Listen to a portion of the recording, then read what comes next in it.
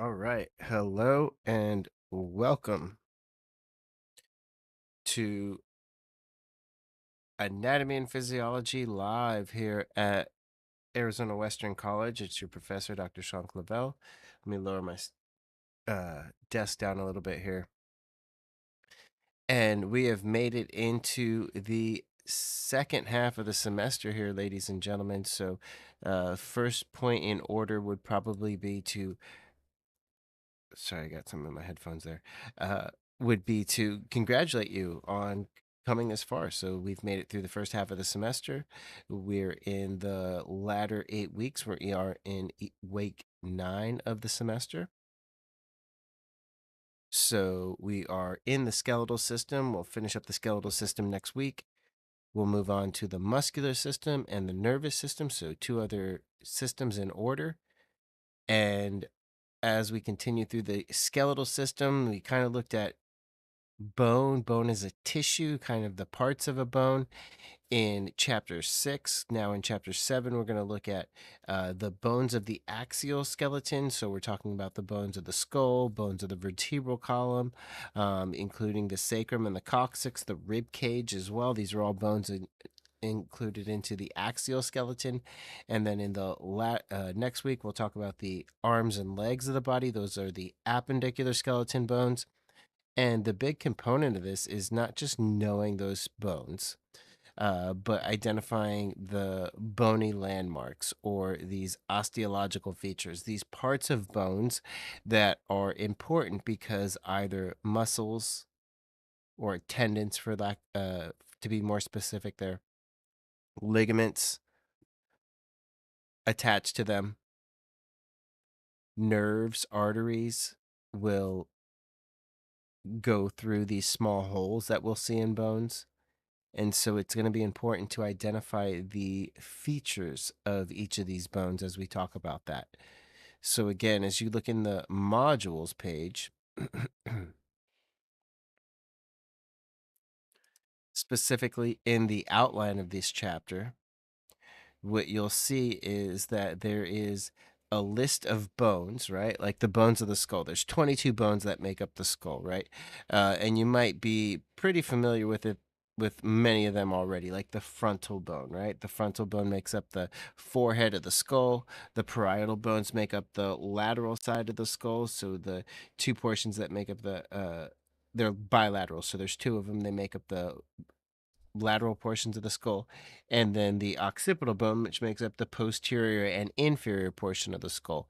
But not only should we be familiar with like the frontal bone, that there is one frontal bone and that there is two parietal bones, as I mentioned, but also that there are these other features associated with the bones there. So, like the sinus, there's a frontal sinus associated with these inside of the frontal bone.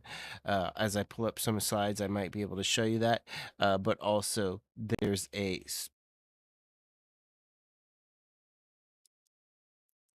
supraorbital ridge. So the supraorbital ridge is like this is where some of our really good anatomical language comes into helpfulness, right? Because the orbit is the part of the eye that's the eye socket. And so supra referring to superior or above the orbit of the eye. So you've got the supraorbital ridge. So the ridge there at the top of the eye socket is the supraorbital ridge, and even the supraorbital foramen. The supraorbital foramen is a structure that is, or a osteological feature, bony landmark. These are all the same terms that I'm talking about. But the supraorbital foramen is a, notch or a hole that emerges. Open it up here for you. A notch or a hole that emerges from the frontal bone, and it's located just above the orbit of the eye, or the orbit, excuse me. So again, if I were to show you here that like a couple of those structures real quickly, so the ones that you should be starting to identify here, and I'm going to get a kind of a marker as well while we do this, but include like, oh, where'd it go? Sorry, excuse me, zoom in. Maybe I'll highlight it here, but like the supraorbital margin, or is that what we called it? The supraorbital margin, and then the supraorbital foramen there. So remember that it could be like a little bit of a hole, or it could be just maybe even a notch. Let me show you what it looks like here in a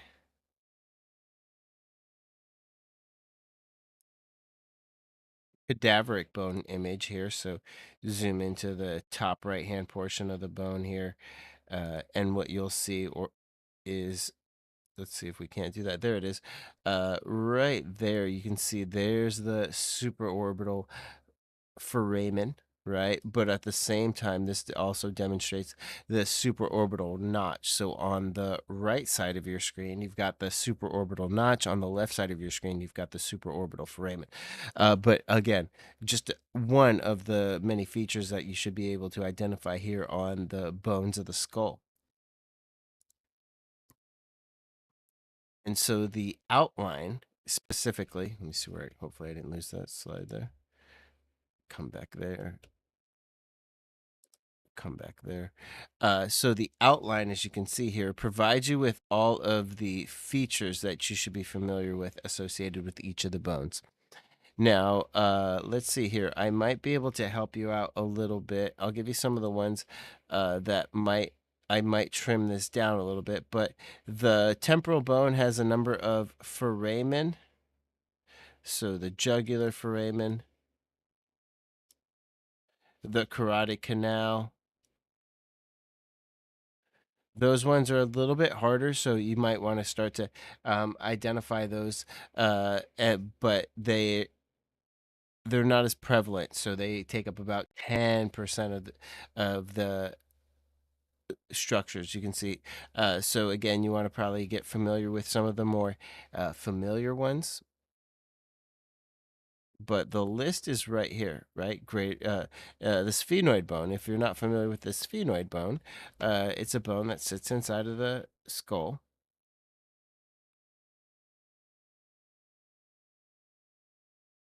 See if I can find my, there it is. So the sphenoid bone sits right in the skull here, like kind of, if you take its superior view of the skull, you've got, oh, let me slide one more down there. There it is.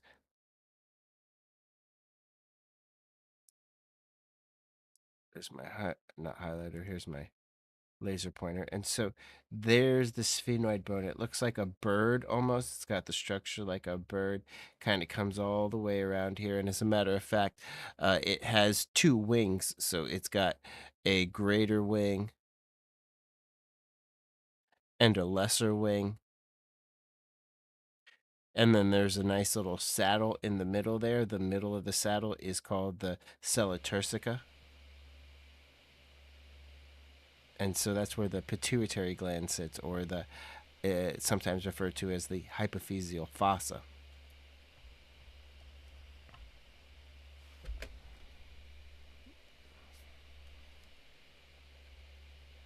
Again, this is kind of more of the illustrated image here. There's the sphenoid bone. We'll follow it around a little bit here. There's the lesser wing, as I mentioned. I'll trace it down back towards the name there. So the lesser wing makes up this outsider portion.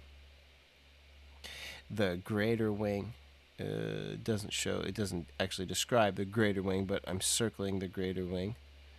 And then the hypophyseal fossa, or the pituitary fossa, as it's referred to sometimes.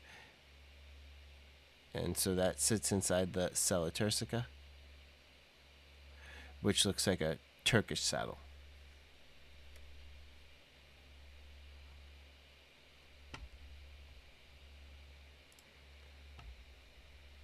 So again, I encourage you to go through as many of the slides. I worked pretty hard here to give you as much resources as you can to identify the different structures associated with the bones of the skull, as well as the arms and the legs.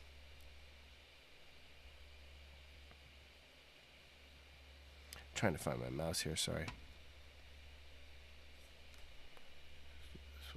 There it is.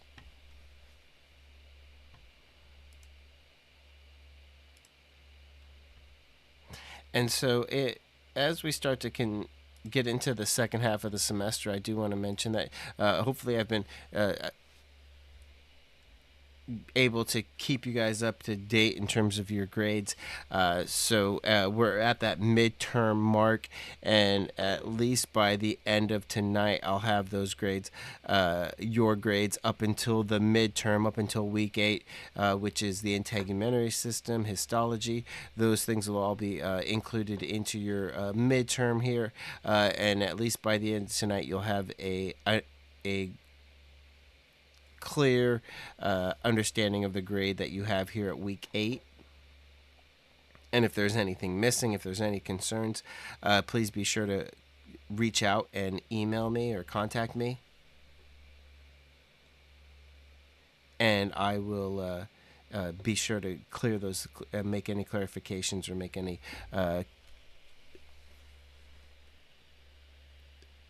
adaptations or changes that we need to make to get our semester in the second half underway.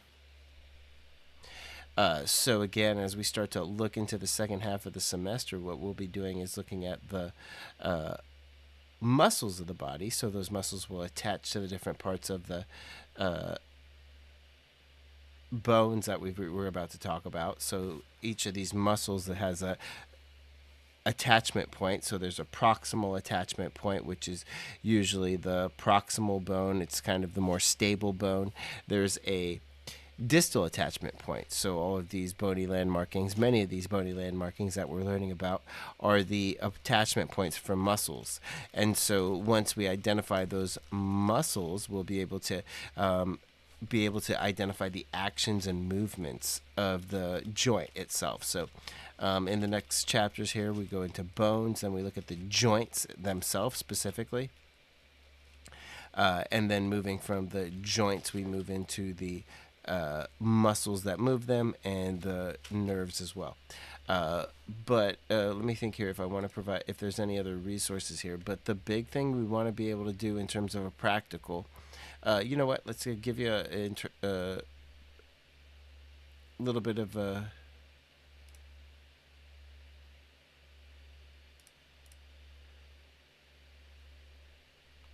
review of what questions might look like here if they're related to the skeletal system. So I'm just going to pull up the bank here.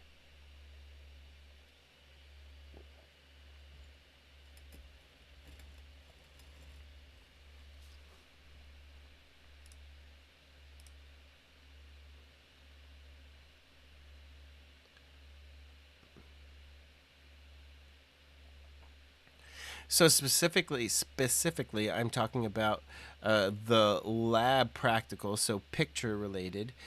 You'll be seeing pictures that relate to these different bones, and so the bones will include, I got 70 or more pictures here. The tissues, so being able to identify the different parts of the tissues, and that's chapter 6. But also the different histology. What are the tissues that are involved in the skeletal system? So think about the tissues that are specifically involved in the skeletal system as it comes up in this practical. Hopefully you'll be able to identify what type of tissue that is. But what you'll also see is that you want to be able to identify the different features associated with the bones of the body. So you can see here, which is the femur. And there's a feature associated with the posterior portion of the femur, the posterior proximal portion of the femur, located where some muscles attach to, actually some muscles that help to flex the hip. And right here, and so that's what I'm asking, what is that structure called? And maybe I can go to a bone associated more with one that we're talking about, like the skull. So I'm going to go all the way to the skull here.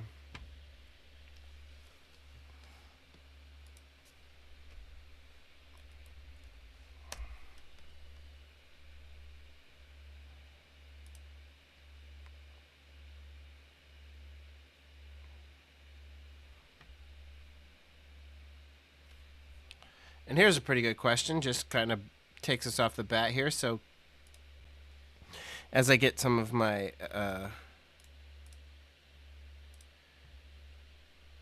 drawing tools here.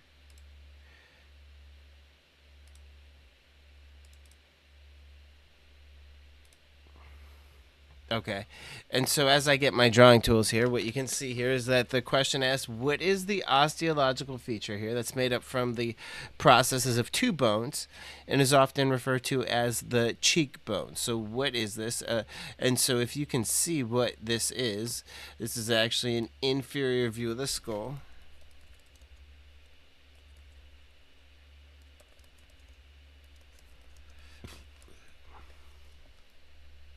Probably got to make it white.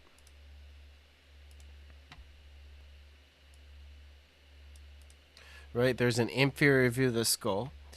This is the portion of the skull here that makes up the cheekbone, and it's called the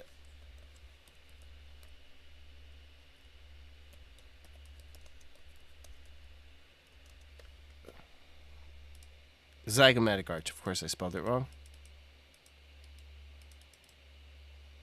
See if I can fix that there. But the zygomatic arch is the name of the structure there. Totally botched that when I was trying to type it. But the inferior view of the skull shows that, and that's what you'd be asked to see in times of a practical. So that's kind of one of the questions. Let's see another one.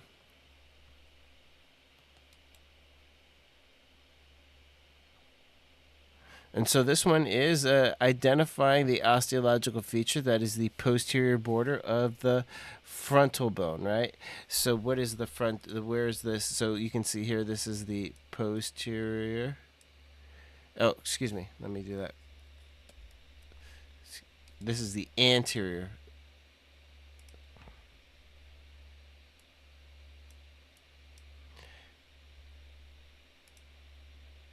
This is the feature.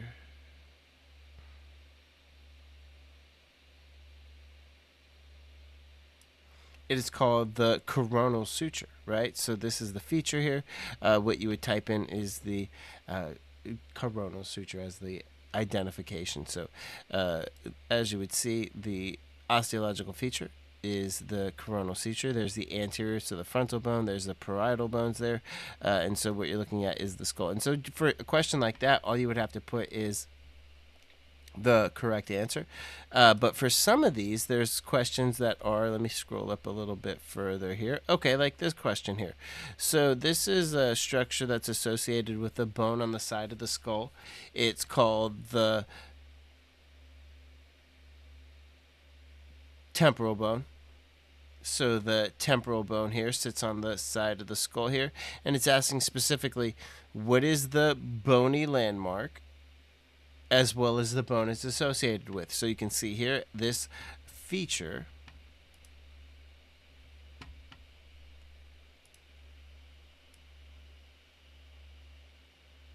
is called the mastoid process. See if I can't type that up for you.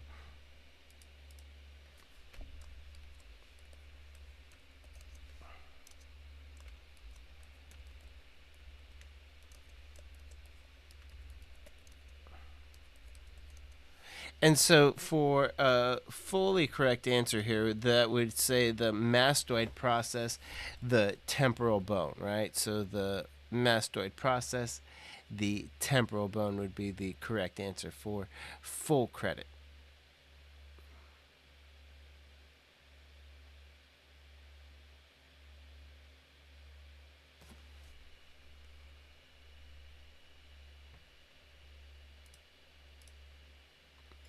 And so that's kind of how I'm going to provide in terms of the practical. Our practical will start to increase in the number of questions, so it goes from 33 to 50 this time,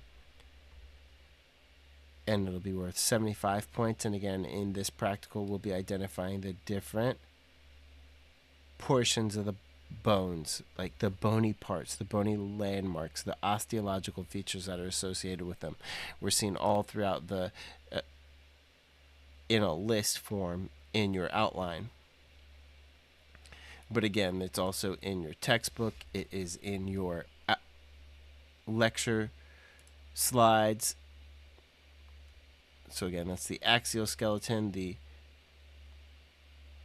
bones of the arms and legs are just as important as well.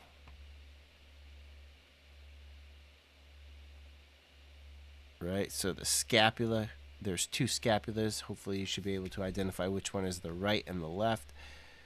And then the features, which include the coracoid process, the acromion process, the spine of the scapula, the supraspinous fossa, the infraspinous fossa. These are all features of the bone that you should be familiar with. And remember, if we go into our, you know what? If we go into the slides here,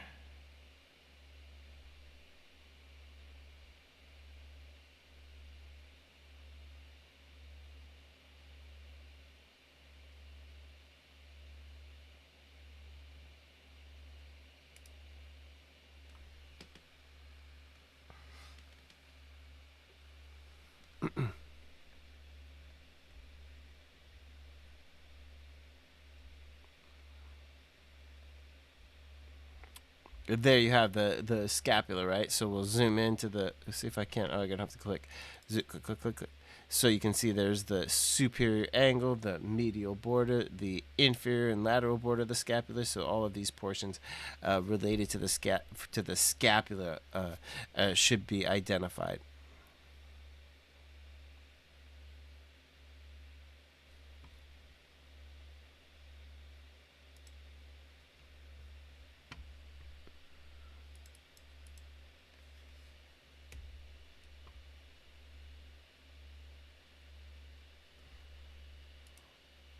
And so, in closing,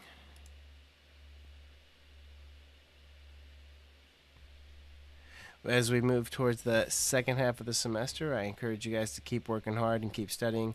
We're going through the bones of the body. We're going to identify each of those different bony landmarks. So specifically as we get through chapters 7 and 8, as well as some of the physiological features, including how bones are developed and then bone fractures. But in the beginning of that chapter 6, we talk about like this different types of bones. So there's like flat bones, there's long bones, and specifically more the bones related to like movement. They're long bones, so they're longer than they are wider. They act as levers for movement, and so when we talk about those concepts, chapter 6 is more of maybe perhaps the physiological or the underlying concepts of bone as a tissue. And in chapters 7 and 8, we talk specifically about all the bones of the body as well as their features.